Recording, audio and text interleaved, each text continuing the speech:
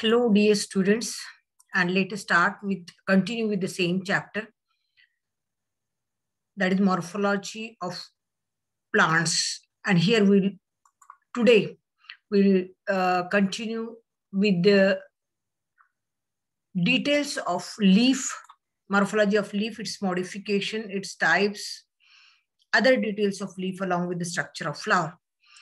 So here we'll go to reveal the structure of leaf. Now, leaf, you know it well, it is a green photosynthetic lateral appendage of the stem. And here in case of leaf, it is developed basically from the leaf primordia.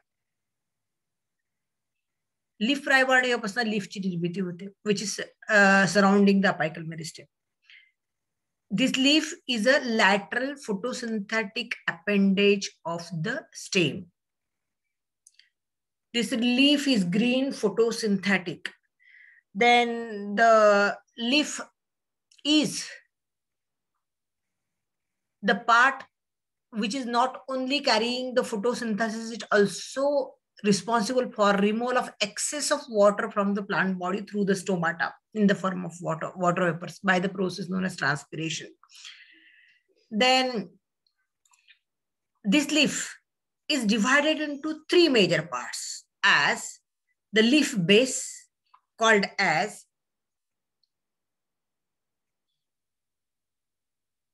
mesopodium, hypopodium. It is called as hypopodium. Leaf base called as hypopodium. Petiole called as mesopodium. And lamina or leaf blade called as epipodium. This lamina or leaf blade is called as epipodium. These are the technical term for the parts. Leaf base la technical term है hypopodium. Petiole la technical term आहे mesopodium, आणि lamina la technical term आहे leaf blade or lamina. It is epipodium. Now we'll see the details of each and every part of this typical leaf. The base of the leaf, by means of which the leaf as a whole is attached to the stem, that part, this part is called as leaf base. या पार्टला आपण leaf base म्हणतो. This leaf base attaches the entire leaf to the stem. This leaf base, in case of near the leaf base, scaly leaves are present. These scaly leaves present near the leaf base, they are called as stipules, and a leaf with such scaly outgrowths is called a stipulate leaf. For example, hibiscus मध्ये अशा पद्धतीचे स्टिप्युलेट leaf अशा प्रकारचे स्टिप्युलेट leaf असतं, आणि हे स्टिप्युल्स सुद्धा early conditions मध्ये दिसतात आणि मॅच्युरिटीला हे स्टिप्युल्स गळून पडतात.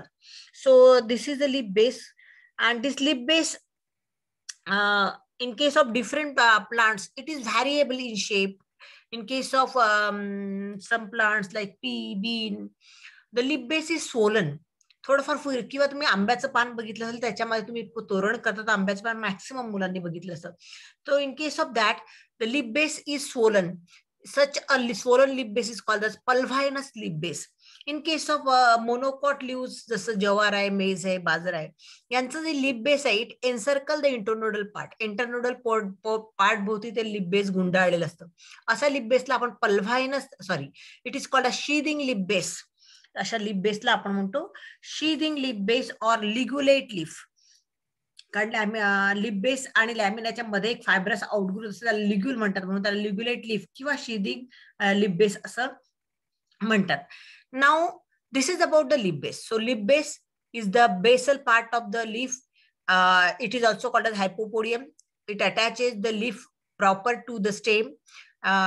To the lateral side of leaf, some scaly outgrowths are present called as stipules. The leaf with stipule is called as stipulate leaf. That without stipules, it's called as exstipulate leaf. आपण बघितलं की stipulate leaf hibiscus असतं. Exstipulate leaf ला stipules नसतात, असे बरेच पानं तुम्हाला मिळतील. Now the next part is mesopodium or petiole. The stalk of the leaf is called as petiole or mesopodium. The length of the stalk is variable. काही मध्ये ही लेंथ जास्त असते, जसं तुम्ही जर लोटस मध्ये बघितलं फार लांबलचक पिटिओल असतं. काही मध्ये जर व्हिंका रोझिया म्हणजे ज्याला तुम्ही सदाफुली म्हणतात त्यामध्ये फार छोटं पिटिओल असतं. So length is variable as according to the species, and this petiole raise the lamina in air. It expose it to the sun.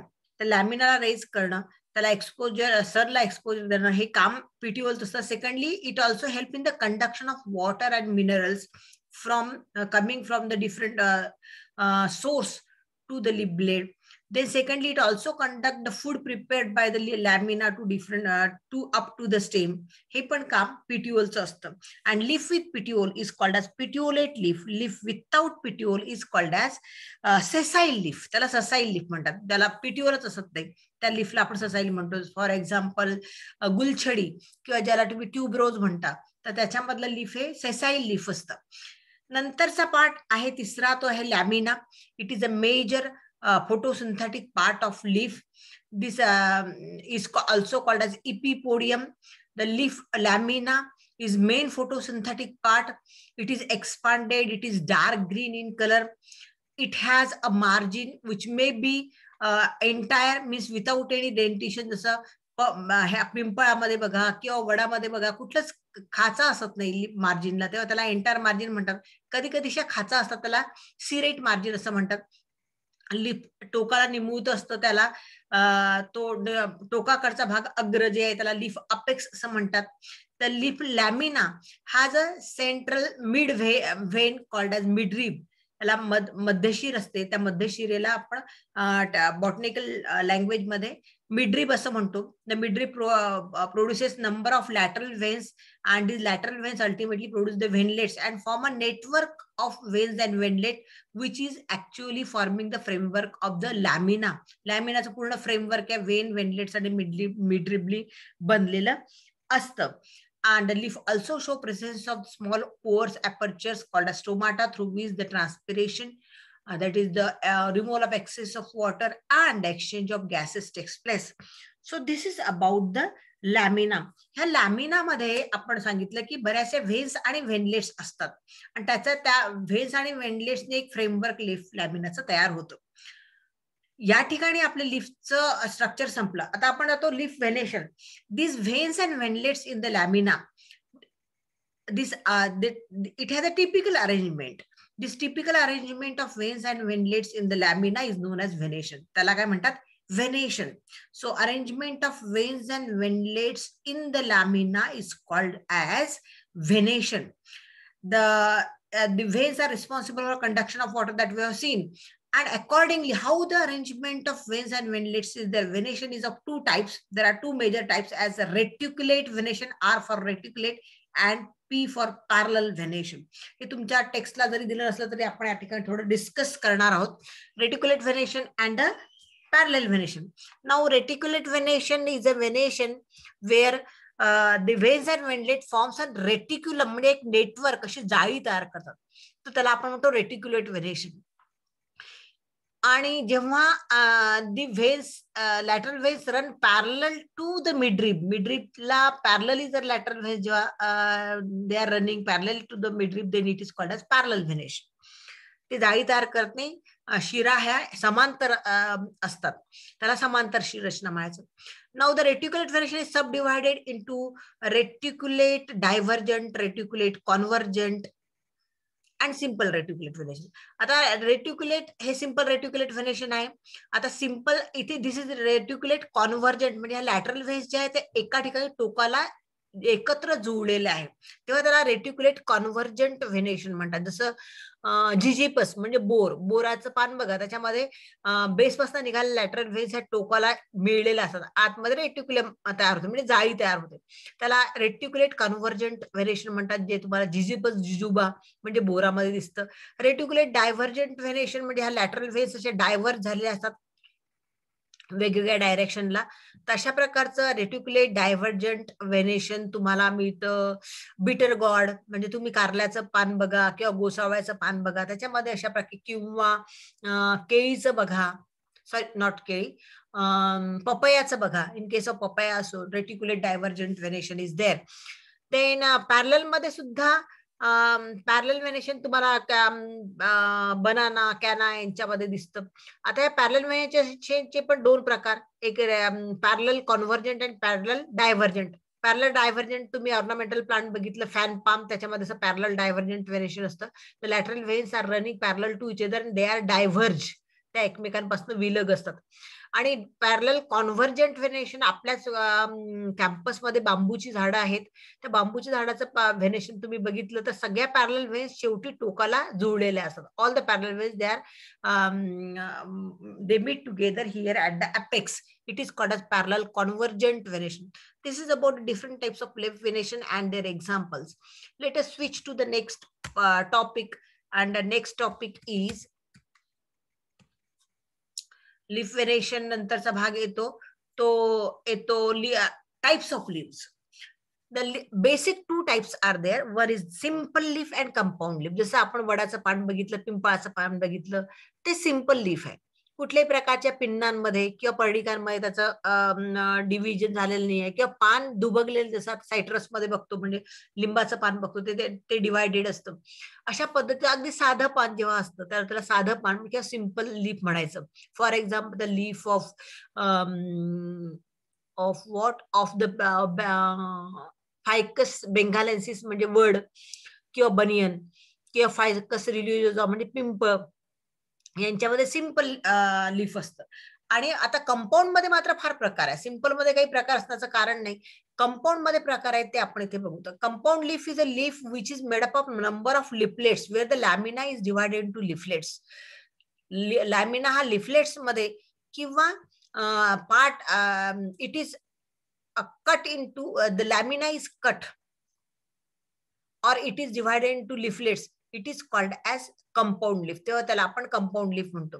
ह्या कंपाऊंड लीफचे दोन प्रकार, एक पिनेटली कंपाऊंड लीफ आणि palmately compound leaf. Pinnately compound leaf मध्ये central rachis असते, axis ज्यावरती पर्णिकांची निर्मिती होते. जसं आपण कढीपत्त्याचं पान बघतो, किंवा कडुलिंबाचं पान बघतो, किंवा रोजचं बघतो. इथे रोजचं दिलेलं आहे की ही ऍक्सिस आणि याच्या भोवती अशी पर्णिका आहेत. तर अशा पद्धतीने लिफलेट्स असतात. तर तेव्हा त्याला आपण पिनेटली कंपाऊंड लीफ म्हणतो. आणि पामेटली कंपाऊंड म्हणजे साधं लीफ असतं जे डिव्हायडेड असतं.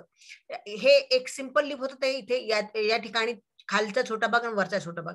एक लीफ ते 2 मध्ये डिवाइड झालेला आहे, त्याला बायफोलेट म्हणतात. एक लीफ ते 3 भागांमध्ये डिवाइड झालेला आहे, त्याला ट्रायफोलेट म्हणायचं. एक लीफ ते 4 भागांमध्ये डिवाइड झालेला आहे, त्याला टेट्राफोलेट म्हणायचं.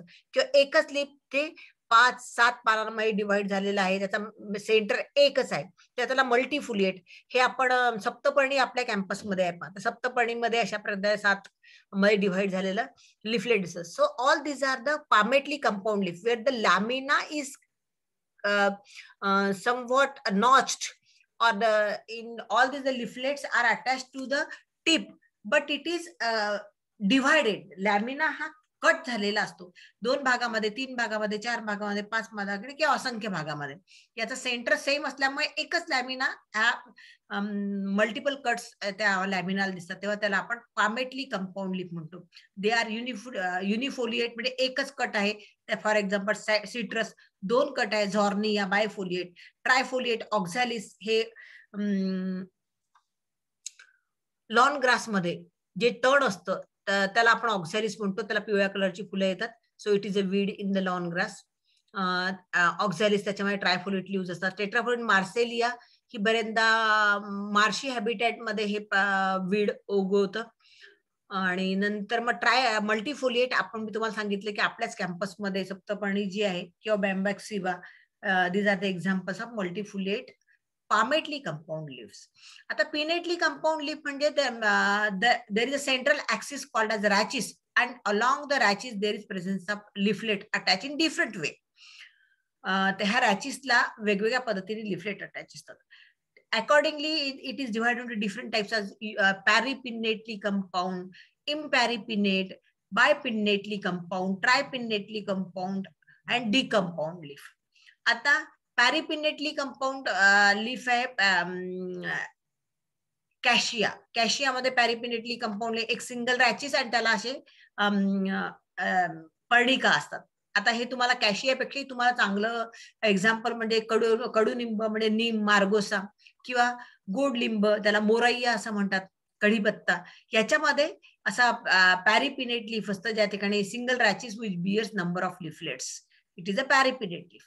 एक्झाम्पल तुम्हाला माहित असलं रोज मध्ये इम्पॅरिपिनेट आहे, हे रॅचेस असत नाही actually. This is not a rachis. It's a common sorry, imparipinnate मध्ये याला आपण म्हणतो पिन्नी म्हणतो, याला ह्या पर्णिका ज्या याला पिन्नी म्हणतो. तर even number of pinnae are there, 2, 4, 6, 8, 10. या ठिकाणी इम्पॅरिपिनेट मध्ये odd number of pinnae are there attach to the rachis. सेंटरला एक आणि बाकीच्या लॅटर, त्याला इम्पॅरिपिन्नेट लीफ म्हणतात. For example rose. आता बायपिन्नेटली कंपाऊंड म्हणजे सिंगल रॅचेसला पुन्हा सेकंडरी रॅचेस निघते. बाय म्हणजे एकच रॅचेस, हे सिंगल रॅचेस असलेले आहे पॅरिपिनेट आणि इम्पॅरिपिनेट. या ठिकाणी 2 रॅचे असतात, एक मेन रॅचेस आणि त्याला सेकंडरी रॅचे असतात. सेकंडरी रॅचेस डेव्हलप होते तेव्हा त्याला आपण बायपिन्नेटली कंपाऊंड लीफ म्हणतो. फॉर एक्झाम्पल सिझलपिनिया, म्हणजे त्याला तुम्ही तरवड असं म्हणता, त्याच्यामध्ये तरवडीमध्ये बायपिनेटली कंपाऊंड लीफ असतं. ट्रायपिनेटली कंपाऊंड लीफ मोरिंगा किंवा तुमचं ड्रमस्टिक जे आहे त्याच्यामध्ये ट्रायपिनेटली कंपाऊंड म्हणजे 3 रॅचेस असतात. ही प्रायमरी रॅचेस, ही सेकंडरी रॅचेस आणि त्याला टर्शरी रॅचेस पण डेव्हलप. टर्शरी रॅचेसला मग लिफलेटची अटॅचमेंट असते म्हणून याला ट्रायपिनेटली कंपाऊंड लीफ मिळायचं. मोरिंगा किंवा ड्रमस्टिक्स यांच्यामध्ये ट्रायपिनेटली कंपाऊंड लीफ दिसतं. आणि डिकंपाऊंड लीफ कॉरिएंडर मध्ये, आता तुम्ही कोथिंबिरीची पानं बघितलेली आहे, ते डिकंपाऊंड असतं. म्हणजे तुम्हाला रॅचेस कुठली आहे आणि लिफलेट्स कुठले आहे नेमकं असं पणाने लक्षात येत नाही, तेव्हा त्याला आपण डिकंपाऊंड लीफ म्हणतो. So this is about different types of compound leaf and leaf types as simple and compound leaf, and then the types of compound leaf with examples we have seen. The next is leaf modification. Very few modification we have to study. One is stem मध्ये आपण stem tendril हे modification बघितलं होतं, तर leaf मध्ये पण आपण modification बघतो, that is leaf tendril. आता tendril म्हणजे काय, तर that is the definition is same. जसं आपण stem मध्ये म्हटलं होतं की tendril are thin, delicate, leafless, sensitive to touch structures. Tendril are the thin, delicate, coiled, leafless structures. तसंच इथे पण आपण म्हणू टेंड्रिलची डेफिनेशन तीच. These are thin, delicate, coiled. ते thin असतात, delicate असतात, coiled असतात, leafless असतात, and they are sensitive to touch. So these characters are same whether it is a stem tendril or a leaf tendril. फक्त तिथे स्टेमचा part modify होतो into tendril, इथे लीफचा पार्ट होतो get modified into tendril. For example, in case of Lathyrus or wild pea, त्याच्यामध्ये the axillary bud get modified into tendril. Sorry, these are the bracts. Whole leaf get modified into tendril. अख्खाच अख्खा leaf त्या ठिकाणी tendril मध्ये modify होतं आणि these are the bracts which becomes leafy. Then the whole leaf get modified into tendril. नंतर मग leaflet tendrils हे पिसम सटाव म्हणजे वाटाण्यामध्ये वरचे 2-3 लिफलेट्स. कंपाऊंड लीफ असतं, ही एक लिफलेटची पेर, याच्या खाली पण लिफलेटचे पेर असतात. वरच्या 2-3 लिफलेट हे डायरेक्ट लिफलेट्सचं कन्व्हर्शन टेंड्रिल मध्ये होतं. Upper 2-3 leaflets they get modified into the tendril in case of pisum sativum. In case of gloriosa, त्याला अग्निशिखा असं सुद्धा म्हणतात, ह्या ग्लोरिओसा मध्ये leaf apex get modified into tendril. आणि हे कशा करता, तर याचा स्टेम वीक असल्यामुळे it helps the plant to climb up. प्लांटला क्लाइंबिंगला मदत करण्याकरता इथे अख्खं लीफ मॉडिफाय होतो इंटू टेंड्रिल. इथे काही अपायकल लिफलेट्स मॉडिफाय होतात टेंड्रिल मध्ये, इथे लीफ अपेक्स मॉडिफाय होतो टेंड्रिल मध्ये. या ठिकाणी बर्ड्स किंवा सॉरी स्टिप्युल्स गेट, बर्ड्स म्हटल्यानंतर तो पार्ट येतो स्टेमचा, तर एक्झिलरी बर्ड. तर या ठिकाणी stipules which are present at the base of the leaf base, the stipules get modified into tendril. लीफचे स्टिप्युल्स टेंड्रिल मध्ये मॉडिफाय करतात इन केस ऑफ स्माइलॅक्स. अशा प्रकारे लीफचे part apical leaflet, it is a part of leaf. Then the leaf proper, ते पण लीफचा part झाला. अपेक्स लीफचा पार्ट झाला. या ठिकाणी स्टिप्युल्स हे सुद्धा लीफचे part. So leaf parts get modified into tendril so as to give additional support to the plant body since the stem is weak. Weak stem असल्यामुळे लायन्स असतात, वेली असतात ह्या, आणि म्हणून मग ह्या ज्या टेंड्रिल्स जे डेव्हलप होतात either the entire leaf or the few leaflets at the apex or the leaf apex or the stipules, when get modified into tendrils, it helps the weak stem plant to climb up. Okay, this is about the leaf tendril. Second is leaf spine. जेव्हा आपण फायलोक्लेड बघितले होते stem मध्ये तेव्हाच म्हटलं होतं की हेच एक्झाम्पल आपण पुन्हा लीफ मध्ये बघणार आहोत. आज a leaf spine in case of phylloclade और इन केस ऑफ अपुंशिया, ज्याला आपण नागफणी म्हणतो किंवा निवडुंग असं म्हणतो, आपल्या टेक्निकल लँग्वेज मध्ये आपण याला अपुंशिया असं म्हणतो. बॉटॅनिकल लँग्वेज अपुंशिया, वर्णॅक्युलर आपल्या लोकल लँग्वेज मध्ये आपल्याला याला आपण निवडुंग किंवा नागफणी असं म्हणतो. त्या निवडुंगावरचे हे जे काटे आहेत, तेव्हा पण मी तुम्हाला स्टेमच्या मॉडिफिकेशन मध्ये पण सांगितलं होतं की these are the modified leaves. So in case of this plant that is नागफणी किंवा त्याला आपण काय म्हणतो अपुंशिया.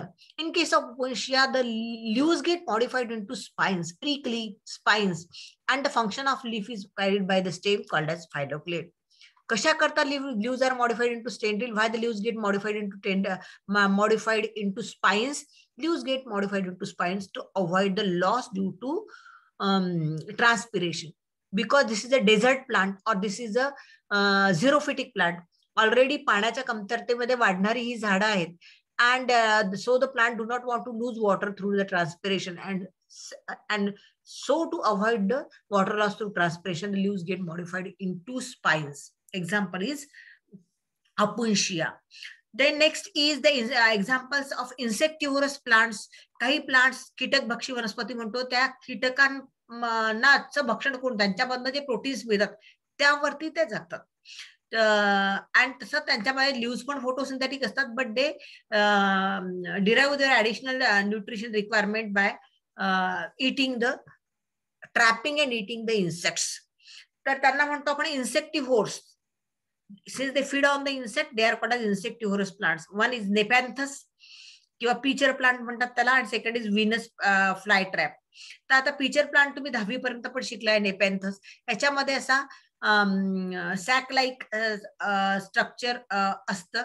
The leaf apex grows into a sac like structure असं पूर्णपणे, किंवा व्हेसल सारखं स्ट्रक्चर तयार होतं which has a lid of a leafy appendage. याच्यावरती लिफी अपेंडेजचं लीड पण असतं. And it has some sugary secretion inside. So under the smell of that secretion, the insect enter inside. Once the insect enter inside, the lead get closed and insect get trapped, and then it is digested by the plant. So the plant is called as Nepenthes. And दुसरा आहे Venus flytrap. यांच्या जे leaves आहेत हे bilobed असतात. याच्यावरती असे white कलरचे सिलिया असतात, ज्याच्यामध्ये जसे आपल्या बोटाचे 2 तळहाताची बोट आपण लॉक करू शकतो. हे सिलिया एकमेकांमध्ये लॉक होतात Wien the insect enters in the flap. ह्या बायलोब लिफच्या फ्लॅप मध्ये जेव्हा या ठिकाणी जेव्हा एखादा इन्सेक्ट एंटर करतो, लगेच त्याच्या सिलिया हे लिफ क्लोज होतं आणि interlock just like the fingers of pair of palms. ह्या सिलिया एकमेकांमध्ये इंटरलॉक होतात आणि आतमध्ये तो इन्सेक्ट सापडतो. आणि it is then paralyse using the trigger hairs. ह्या त्या स्टिंजिंग हेअर्स या ठिकाणी असतात. ते काय करतात, त्या इन्सेक्टला पॅरलाइज करतात आणि मारून टाकतात. आणि in this way they trap the insect, Venus flytrap. So these are the 2 examples of the insectivorous plants which are modified for trapping the insects. नंतर मग phyllotaxy. Phyllotaxy is nothing but the arrangement of leaves and the stem axis. हा जो stem असतो त्यावरती leaves arrange असतात, and there is a typical arrangement of leaves on the stem axis. This arrangement is called as phyllotaxy. The arrangement of leaves on the stem or the branches is called as phyllotaxy. Now there are 3 basic types जे तुमच्या textbook मध्ये पण दिले as alternate, opposite and whole. Even सीबीएसईच्या book तुमच्या ह्या fingertip मध्ये पण 3च प्रकार दिले, alternate, opposite and whole. But there is one more, the second type, that is opposite, is divided to 2 subtypes as opposite superpose and opposite decussate. हा भाग पण थोडा रेफरन्स मध्ये विचारला जाऊ शकतो, म्हणून तो पण या ठिकाणी मी घेतलेला आहे. तर alternate, opposite and whorl phyllotaxy. Alternate phyllotaxy म्हणजे काय, leaves are arrange alternately along the stem axis और द ब्रांच वरती किंवा स्टेम ऍक्सिस वरती अल्टरनेटली अरेंज लीव्हज अरेंज असतात, तेव्हा त्याला आपण अल्टरनेट फिलोटॅक्सी म्हणतो. For example in case of mango. नंतर मग अपोजिट फिलोटॅक्सी, ज्यामध्ये leaves are arrange in opposite sides laterally आणि opposite way along the stem axis. या ठिकाणी अपोजिट वेनी लीव्हज अरेंज आहे, त्याला म्हणायचं opposite फिलोटॅक्सी.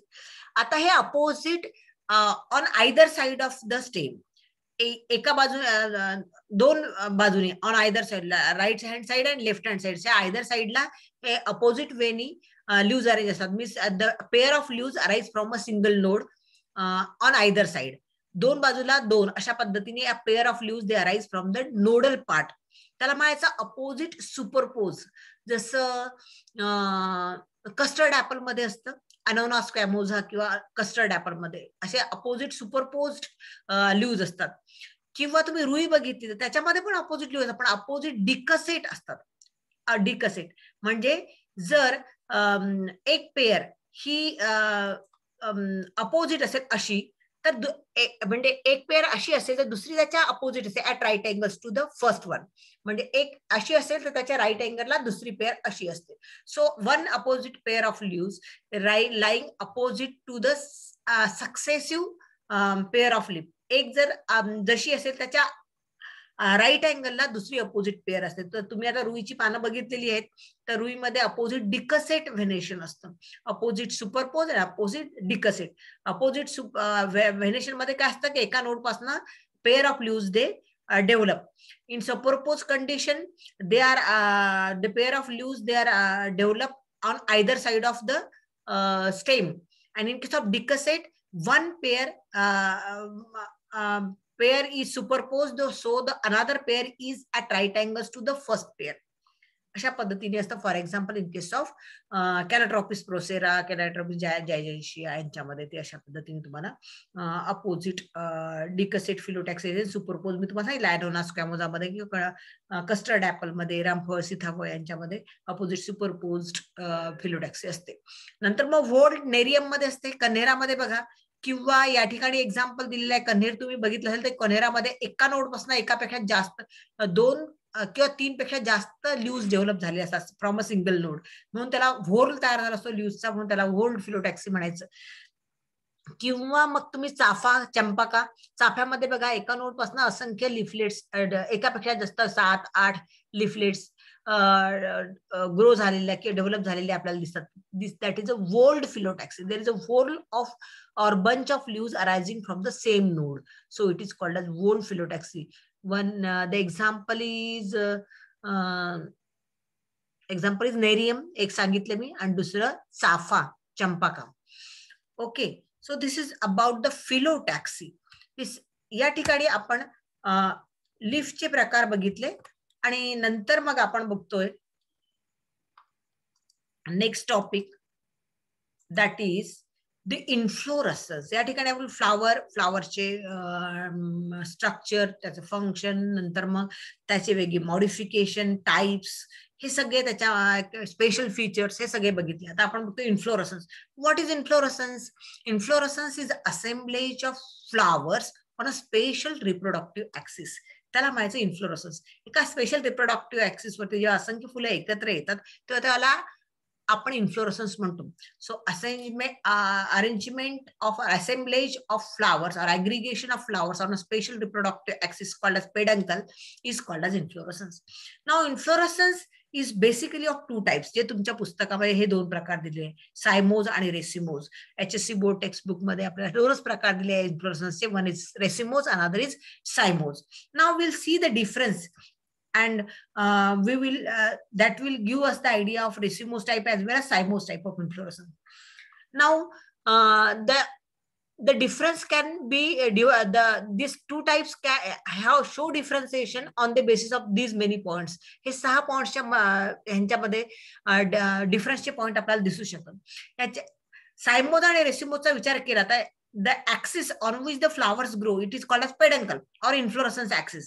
The inflorescence axis racemose मधला अनलिमिटेड ग्रोथचा असतो, अनलिमिटेड ग्रोथचा असतो, आणि याच्यामध्ये लिमिटेड ग्रोथचा असतो. Why it is limited? Because the apex of the peduncle terminates into flower. एकदा फ्लावर टोकाला आला की पुढे ग्रोथ होत नाही, so it is of limited growth. So inflorescence axis is of limited growth in case of cymose inflorescence, and in case of racemose inflorescence it is of unlimited length because the apical bud is not terminated in flower. So the inflorescence axis is unlimited and here the inflorescence axis is limited. The apical bud never terminates into flower. या ठिकाणी apical bird ही terminate होत नाही, flower मध्ये mostly unlimited ग्रोथचं peduncle असतं, आणि या ठिकाणी peduncle limited growth असतं कारण apical bud terminates into flower. The apical bud terminates into flower. The next one is the order of opening of flower. It is centripetal in case of racemose inflorescence. Centripetal असते म्हणजे काय, पहिल्यांदा जे flowers open होतात ते older flowers, Basel flowers पहिल्यांदा open होतात आणि नंतर मग यंगर फ्लावर्स ओपन होतात. So arrangement of flowers is such that the older flowers open first and younger flower open later. त्याहीपेक्षा खरं ओपनिंग ऑर्डर ऑफ ओपनिंग मध्ये खरं म्हणजे आपण म्हणतो की जर ही तुम्हाला फ्लॅटन जर ऍक्सेस असेल तर कळतं की या ठिकाणी older flowers to the periphery, younger to the centre. म्हणजे पेरिफेरी जसं सनफ्लावर, पुढे आपण सनफ्लावर बघणार आहोत त्याच्यामध्ये मी तुम्हाला दाखवलं ऑर्डर ऑफ ओपनिंग. जर समजा ह्या इन्फ्लोरन्स ऍक्सिसचा तुम्ही वर हा इन्फ्लोरन्सचा हा जो ऍक्सिस आहे हा समजा तुम्ही स्प्रिंगचा आहे, त्याला तुम्ही प्रेस केला तर काय होईल की हे ओल्डर फ्लावर्स पेरिफेरीला जातील आणि सेंटरला काय येईल तर यंगर फ्लावर येतील. तर ती जी कंडिशन आहे याला सेंट्रिपिटल कंडिशन म्हणतात. So if the inflorescence axis is flat, then the younger flowers comes in the center and older to the periphery. It is called a centripetal opening of flower. And opposite is the case in case of cymose. If you press this axis, the older one come in the center, younger to the periphery. That is called a centrifugal opening of flower. Arrangement of flower कशी असते तर older flower, मोठ्या साईजचे flower खाली असतात, young flowers at the tip. So older flowers at the base, younger to the apex. It is called an acropetal arrangement. So flowers are arranged in acropetal succession or arrangement in case of racemose. Racemose मध्ये acropetally flowers arrange असतात. म्हणजेच काय की older flowers at the base, younger to the apex. जसं mustard मध्ये असतं, मोहरी मध्ये असतं, अशा प्रकारे रेसिमोज इन्फ्लोरन्स असतात मोहरीमध्ये. नंतर मग सायमोज इन्फ्लोरन्स मध्ये याच्या अपोजिट असतं की younger at the base and older flower is at the apex. आता सध्या तुम्हाला भरपूर मोगऱ्याला फुलं आलेली दिसत असतील, तर मोगरा बघितला तर बरोबर मधली कळी फुललेली असते आणि त्याच्या बाजूला 2 कळ्या असतात. तर कारण मोगरा हे सायमोज इन्फ्लोरन्सचं एक्झाम्पल आहे. सायमोज, जॅस्मिन किंवा मोगरा, where the mature or the older flower is at the apex and the younger flowers at the base. बेसला यंगर फ्लावर्स असतात in case of jasmine or the cymose inflorescence. आता एक्झाम्पल तर मी तुम्हाला सांगितलं, इथलं मस्टर्ड सांगितलं मी, म्हणजे मोहरी किंवा तुमचं गोल्ड मोहर, गुलमोहरामध्ये पण अशाच प्रकारचं रेसिमोज इन्फ्लोरन्स असतं. आणि सायमोज इन्फ्लोरन्सचं एक्झाम्पल मी तुम्हाला सांगितलं ते म्हणजे जॅस्मिन म्हणजे मोगरा किंवा सायमोज. हिबिस्कस सुद्धा सायमोजचं एक्झाम्पल आहे बरं का, त्याच्यामध्ये एकच फुल असतं, सॉलिटरी साईम म्हणतात त्याला.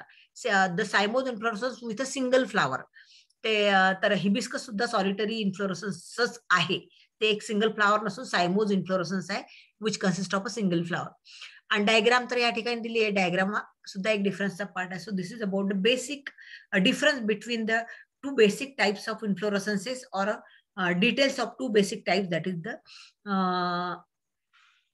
रेसिमोज इन्फ्लोरन्स आणि सायमोज. याचे पण वेगवेगळे प्रकार आहे रेसिमोजचे आणि सायमोजचे, ते पण आपण डिटेल मध्ये बघू. तर cymose inflorescence is divided into 3 types as monochasial cyme, dichasial cyme and polychasial cyme. आता मोनोकेजियल साइम म्हणजे Mono means one. Single branch terminates into a single flower. Reproductive axis terminates into a single flower and only single lateral branches develop. The inflorescence axis produces single lateral branch. Only single lateral branch is produced. तेव्हा त्याला म्हणायचं मोनोकेजियल. आता single lateral branch कधी कधी एकाच साईडने single branch ही branch हे peduncle terminate into flower and a single lateral branch. This terminates into flower single lateral branch. This terminates into flower single lateral branch. But all the lateral branches are produced on one side only. एका साईडला, right तर right, left तर left, अशा पद्धतीने एका साईडला जेव्हा lateral branches grow होतात त्याला हेलिकॉइड monocaesial sign म्हणायचं. Uniparous, uni means one, parous means having the branch, mono means one, casia means also the branch. त्याला monocaesial किंवा uniparous sign म्हणायचं जेव्हा only one lateral branch is produced, developed by the peduncle. पेडंकलला एकच lateral branch जेव्हा develop होते त्यावेळेला alternate पुढे पुढे तेव्हा त्याला युनिपेरस म्हणतो. आणि बायपेरस म्हणजे the peduncle produce the branches on right as well as left side. त्याला म्हणायचं युनिपेरस बट स्कॉर्पिओइड. एकच ब्रांच होते, एकदा लेफ्ट साइडला हा हे पेडंकल आहे, याच्या राईट साइडला एकदा ब्रांच आली. आता ह्या पेडंकलच्या लेफ्ट साइडला एकदा आली, पुन्हा याच्या राईट साइडला, पुन्हा लेफ्ट साइडला, पुन्हा राईट साइडला, लेफ्ट साइडला. In this way, zigzag way, the lateral branches are produced. It is called a scorpioid monochasial cyme. त्याला म्हणतात scorpioid monochasial cyme. Monochasial means single lateral branch is produced to the cymos. If the single lateral branch they are produced in one direction only, one side only, then it is called as monocaesial helical or uniparous helicoid cymos inflorescence. When the lateral branches are produced in right and left at a time alternately, then it is called as scorpioid monocaesial or uniparous sign, where the alternate branches are alternate lateral branches are produced alternately. दूसरा प्रकार है dichasial. Di means two, chasia means branch, two branches to the axis. हे main axis आहे, हा main axis घेतला आपण. ह्या main ऍक्सिसला ह्या दोन ब्रांचेस झाल्या. जसं आपण हिबिस्कस याच्यामध्ये बघितलं, कशामध्ये, मोगऱ्यामध्ये. हा मेन, हा ओल्डर फ्लावर, याला दोन. मग ह्या सेकंड फ्लावरला, ह्या लॅटरलला पुन्हा हा प्रायमरी बनतो आणि ह्याला दोन branches. So every peduncle produce the pair of lateral branches. Produce the pair of lateral branches where the central flower is old and flowers at the lateral branches are young. त्याला म्हणायचं bicaesial or biparous sign. So it produce, there are three flowers at a time, the older one and two younger one, the older one and two younger one, the older one and two younger one, अशा पद्धतीने. तर आपण हा या ठिकाणी helicoid दाखवला. Older, नंतर मग यंगर, हा यंगर, एका डायरेक्शन मध्ये अशा पद्धतीने हेलिकॉइड मोनोकेजियल साइन. आणि हा पॉलिकेजियल इथे कळत नाही म्हणून मुद्दाम डायग्राम काढला मी. याच्यामध्ये ओल्ड कुठला आणि यंग कुठला हा कळत नाही, कारण या डायग्राम काढताना त्यांनी ओल्डला थोडा मोठा काढायला पाहिजे आणि यंगला थोडे छोटे काढायला पाहिजे. ते तसं काढलेलं नसल्यामुळे ओल्ड कोणता आणि यंग कोणता तो कळत नाही, आणि म्हणून मग मुद्दाम ह्या डायग्राम पुन्हा टाकल्या मी. Polychasial means, poly means many, chasia means the branches. The peduncle produce many branches. ह्या पेडंकलला एकापेक्षा जास्त ब्रांचेस अशा पद्धतीने डेव्हलप होतात, तेव्हा त्याला म्हणतो आपण polychasial cyme. The oldest flower in the centre, हा सेंटरला ओल्डेस्ट फ्लावर, आणि द लॅटरल ब्रांचेस ज्या तयार होतात त्यांच्यावरती यंगर फ्लावर्स. आता हा इथे कळत नव्हता म्हणून इथे घेतला आपण. हे मेन साइन, त्याला असंख्य ब्रांचेस, 1 2 3 4 5 अशा ब्रांचेस. खालच्या ब्रांचेसला यंग फ्लावर असतील, ते मेन जी आहे त्याला हे ओल्डेस्ट फ्लावर आहे, आणि लॅटरल पहिली पेअर याला न्यू, नंतर व दुसरी याला न्यू, मग तिसरी याला न्यू, अशा पद्धतीने many branches, lateral branches are produced by the peduncle. त्याला म्हणायचं polychasial cyme. It is called as polycaesial. So in this way there are three types as monocaesial sign, dicaesial sign, polycaesial sign. Monocaesial is further divided into helicoid and scorpioid monocaesial sign and helicoid monocaesial sign. तर हे जरा तुमच्याकरता नवीन आहेत आणि क्लिष्ट वाटणार तुम्हाला, पण तुम्हाला सीईटी करता प्रिपेअर करायचं तर हे सगळे डिटेल्स बघायला लागतील. अगदी एका वाक्यातच तुमच्याकडे फिंगर टिप मध्ये पण दिले आहे, इतके काही डिटेल्स दिलेले नाहीये, पण ते सगळे तुम्हाला आता डिटेल्स कळावे तर सिंगल सेंटेन्स मध्ये तुम्हाला कळणार नाही, म्हणून आपण हे डिटेल्स फिगरच्या स्वरूपात घेतले. त्याच्यानंतरचा पार्ट येतो तो रेसिमोचे वेगवेगळे टाइप्स. तर रेसिमोच्या टाइप्स मध्ये आपण बघतो हे सिंपल रेसिम आहे. older flowers at the base, younger to the periphery, and it does not terminate into flower. साधा सिंपल रेसिम आहे. आता ह्या जेव्हा एका रॅचिसला असंख्य हे छोटे छोटे रेसिम अटॅच होतात, ही रॅचिस याला आहे एक रेसिम, हे दुसरं रेसिम आहे, तेव्हा याला कंपाऊंड रेसिम म्हणतो किंवा पॅनिकल म्हणतात. तेव्हा it is called as compound raceme or panicle. जेव्हा ऍक्सिसला हे तिथे स्टॉक फ्लावर आहे, ससाईल फ्लावर अटॅच असतात, तेव्हा त्याला स्पाइक म्हणतो. Raceme with the sessile flower is called as spike. इथे पण older at the base, younger to the apex, acropetal succession असणार, फक्त फ्लावर्स कसे आहे ससाईल, त्याला स्पाइक म्हणायचं. या ठिकाणी ससाईलच फ्लावर असतात, पण ऍक्सिस हा फार वीक असतो आणि फ्लावर्स आर युनिसेक्शुअल. इथे फ्लावर बायसेक्शुअल आहे, इथे फ्लावर बायसेक्शुअल आहे, पण इथे फ्लावर्स हे युनिसेक्शुअल असतात. So weak inflorescence axis with the unisexual flower attach, तेव्हा त्याला आपण म्हणतो catkin inflorescence. That inflorescence is called as catkin. हे सगळे रेसिमचे प्रकार आहेत. स्पॅडिक्स याच्यामध्ये इन्फ्लोरेसन्स ऍक्सिस हा फ्लेशी असतो. इन्फ्लोरेसन्स ऍक्सिस कसा असतो, फ्लेशी असतो. या ठिकाणी दिसतं स्पॅडिक्स. इन्फ्लोरेसन्स ऍक्सिस फ्लेशी असतो आणि याच्यावरती मेल आणि फिमेल फ्लावर डेव्हलप होतात. बेसला फिमेल फ्लावर असतात, अप्परला मेल फ्लावर. खालच्या बाजूला इथे फिमेल फ्लावर असतात, वरच्या बाजूला मेल फ्लावर असतात. आणि ऍक्सिस हा फ्लेशी असतो, ज्याच्यावरती फ्लावर्स डेव्हलप असतात, त्याला म्हणतो स्पॅडिक्स. आणि याच्यावरती कव्हरिंग असतं, त्याला म्हणतो स्पेथ. त्याला म्हणतो स्पेथ. त्या ठिकाणी कव्हरिंग पण दाखवलं नाही, त्याला स्पेथ म्हणतात. So this is spadix inflorescence. हे तुम्ही ऑर्नामेंटल फ्लावर प्लांट मध्ये बघितलेलं आहे, म्हणून मुद्दा मी त्याचा फोटोग्राफ टाकला. तर स्पॅडिक्स तुम्ही नेचरमध्ये बघितलं, इथे तुम्हाला ते कळलं नसतं. नंतर मग umbel inflorescence from the single node, so many flowers develop. In the center there is the younger flower and these are the older flowers. तेव्हा त्याला म्हणतो आपण अंबेल इन्फ्लोरेसन्स. एक अंबेल म्हणजे छत्री सारखं ते दिसतं, म्हणून त्याला अंबेल इन्फ्लोरेसन्स म्हणायचं. असे असंख्य छोटे छोटे अंबेल्स जर एका ऍक्सिस नोड पासून डेव्हलप होतील, त्याला कंपाऊंड अंबेल म्हणायचं. जसं कॉरिएंडर मध्ये ते दिसतं, पण कोथिंबिरीमध्ये ते दिसतं आपल्याला. कोरिम म्हणजे काय की याच्यामध्ये हे जे एकापासून निघाले आपले सिंपल रेसिम मध्ये अपोजिटली अल्टरनेटली निघतात आणि they all the flower they come at the same height. म्हणजे पिट्युअलचा लेंथ कमी जास्त असतो. म्हणजे ओल्डर मध्ये तो छोटा आणि यंगर मध्ये तो मोठा मोठा पिट्युअल असतो. All the flowers they lie at one surface. तर त्याला म्हणायचं corymb. It is called as corymb. And last modification is a head or capitulum. Head or capitulum मध्ये इन्फ्लोरेसन्स ऍक्सिस फ्लॅटन्ड असतो. मी तुम्हाला सांगितलं इन्फ्लोरेसन्स ऍक्सिस फ्लॅटन्ड असला तर older flowers at the periphery, younger in the centre. हे ओल्डर फ्लावर्स कडेला आणि younger सेंटरला असला तर आपण त्याला सेंट्रीपिटल सक्सेशन म्हणतो, आणि त्याच्या विरुद्ध असला तर सेंट्रीफ्युगल म्हणतो, ओपनिंग अप फ्लावर. तर ते इथे आपण बघतोय इन्फ्लोरेसन्स रेसिमोज इन्फ्लोरेसन्स मध्ये पण की या ठिकाणी इन्फ्लोरेसन्स ऍक्सिस कसा आहे, थिक आहे, फ्लेशी आहे आणि एक्सपांडेड आहे. आणि याच्यामध्ये दोन प्रकारचे फ्लावर्स आहे, रे फ्लोरेट्स आणि डिस्फ्लोरेट्स.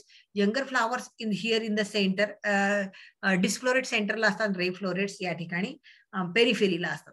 तर हे ह्या इन्फ्लोरेसन्सला म्हणतो आपण हेड ऑर कॅपिच्युलम. हेड किंवा कॅपिच्युलम इन्फ्लोरेसन्स असं याला म्हटलं जातं. So this is about different types of sub types of cymose and racemose inflorescence. आणि याच्यामध्ये आता स्पेशल इन्फ्लोरेसन्सची मॉडिफिकेशन थोडीशी बघूया आपण.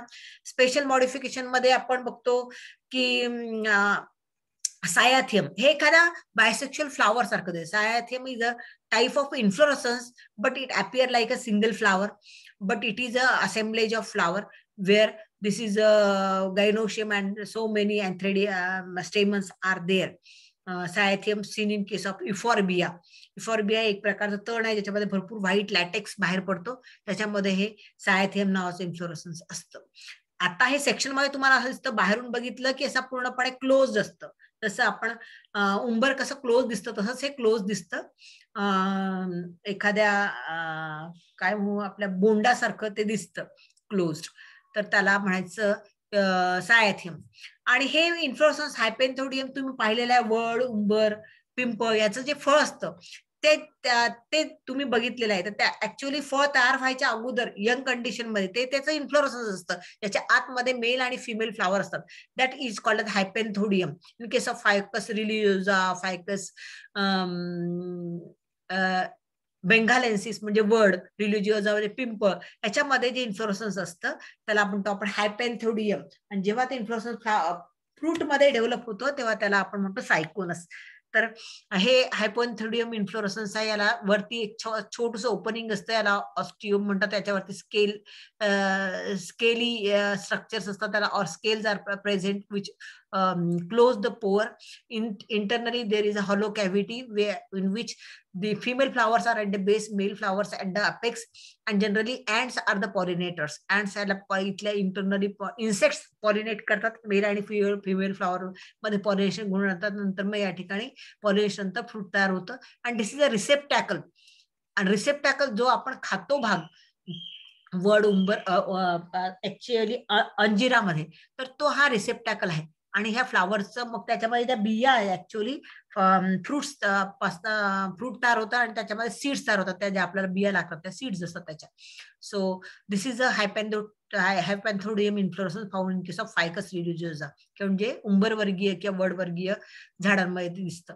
आणि व्हर्टिसिलास्टर हे इन्फ्लोरसन्स, स्पेशल इन्फ्लोरसन्स आहे, ते तुम्हाला तुळशीमध्ये दिसतं. तुळशीमध्ये काय होतं की ही जी रिसेप्टॅकल आहे याला दोन साईडनी दोन ओल्ड फ्लावर्स डेव्हलप होतात, दोन लॅटरल ब्रांचेस डेव्हलप होतात which terminates into the flower and it produces the lateral branches in the monocasial fashion. Monocasial fashion मध्ये laterally पुन्हा याला lateral branches which terminates into flower are produced. तसेच special inflorescence याच्यामध्ये दिसतात. हे older flower आणि हे younger flowers. Seen in case of Ocimum sanctum किंवा त्याला आपण होली बासिल असं म्हणतो, तुळस, त्याच्यामध्ये हे दिसतं. I think we should stop over here. The structure of flower will see in the next chapter. Thank you very much.